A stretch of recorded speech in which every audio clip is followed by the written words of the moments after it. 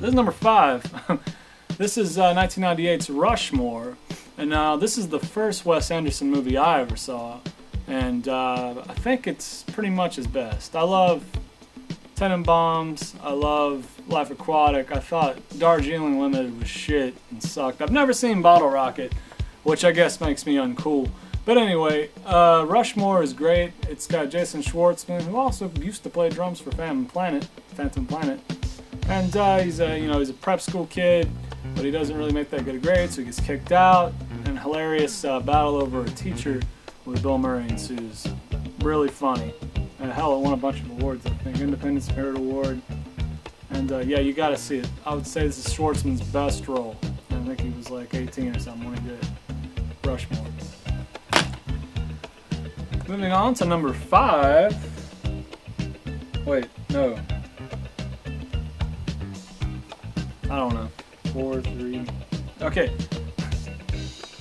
Moving on to number 4 will be one of the 2 only good Kevin Smith movies, in my opinion. It's Clerks from 1994, his first movie. Well, actually, it's 93, if you want to be a nerd about it. But anyway, Clerks is great. His other movie, if you're just wondering, that I really like is Mallrats. He hasn't done anything good except for those 2, in my opinion. Anyway, Clerks is a day in the life of 2. One's a video store clerk, one's a convenience store clerk. But the main character is Dante, the convenience store clerk. And the movie has tons of witty humor, tons of great dialogue, and it's funny as shit. Really vulgar. If you're easily offended and a pussy and can't handle crude humor, don't watch it. But yeah, Clerks, really funny. Very 90's. If you've seen, you know what I mean. It's very 90's. Watch it now.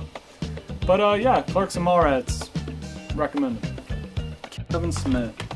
Moving on to number 3 is a movie that it's a Martin Scorsese picture, but nobody ever really talks about it or mentions it. In fact, I feel it's one of the most underrated movies of the 90's. That would be 1995's Casino.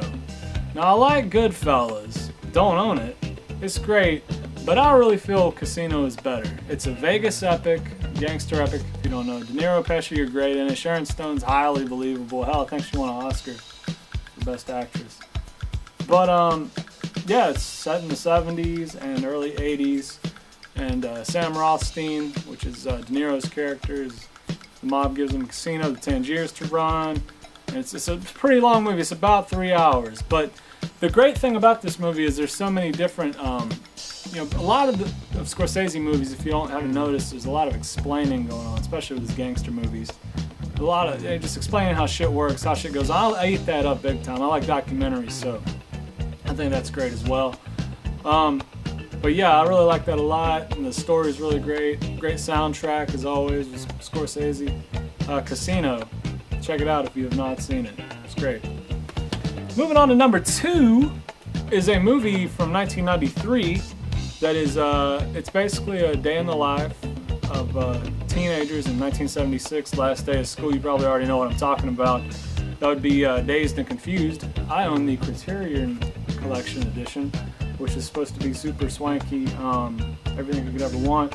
It's good. I mean, when I go for buying a DVD, it's super souped up. I look for commentaries and behind-the-scenes documentaries. That's mainly what I care about. This does deliver on both of them. I haven't watched it in a while, though, but I just love the movie so much. I've probably watched this movie 40 times. Seriously, I've owned it on VHS, regular DVD, the original release, and now this one.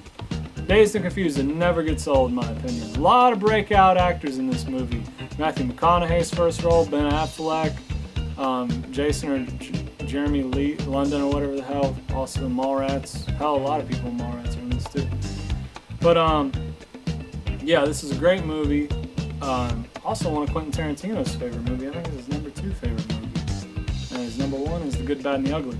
But anyway, Dazed and Confused is awesome. Check it out. If you like teen movies, if you like the 70s, fuck, you can't go wrong.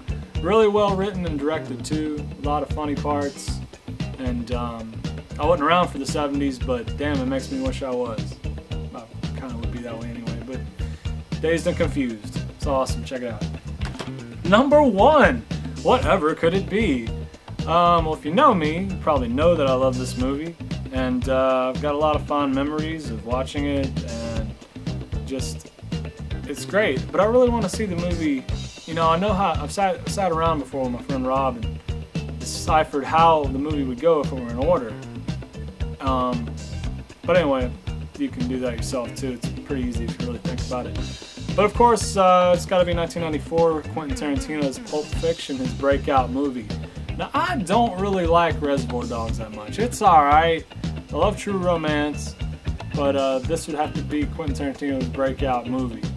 Tarantino didn't direct True Romance, so he wrote it. But anyway, Pulp Fiction, John Travolta put him back on the map. Something else no one ever really mentions is this is the movie that made Samuel L. Jackson a star. Who's also in a bunch of other movies since this. And I think he finally got his doing this. And finally got to show his chops, literally, with the Jerry curl. Anyway, Pulp Fiction is awesome. If you like crime movies, you know, I've actually met people who haven't seen this somehow, and I was like, really? Where were you in '94?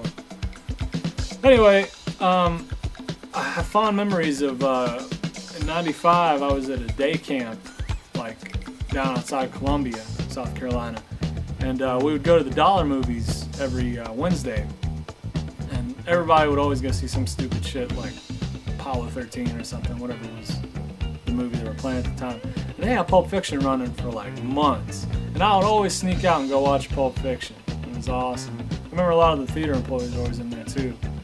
But yeah, and used to own it on VHS also. But Pulp Fiction, my favorite movie, not from the 90s, as well as all time. This is my favorite movie of all time. A lot of people don't have a fucking solid favorite. Nobody really. A lot of people don't even think about their favorites. Like, what's your favorite such and such? I don't know, fuck, whatever. But anyway, I've actually sat down and deciphered what my favorites are. Anyway, Pulp Fiction, can't go wrong. This has been Steve Jackson's Top 10 Movies of the 90s, and I want to thank you for watching. Hey, feel free to post your favorite movies of the 90s or Top 10 down here at the comments section. I welcome it. And thanks for watching. I'll see you next time. Take it easy.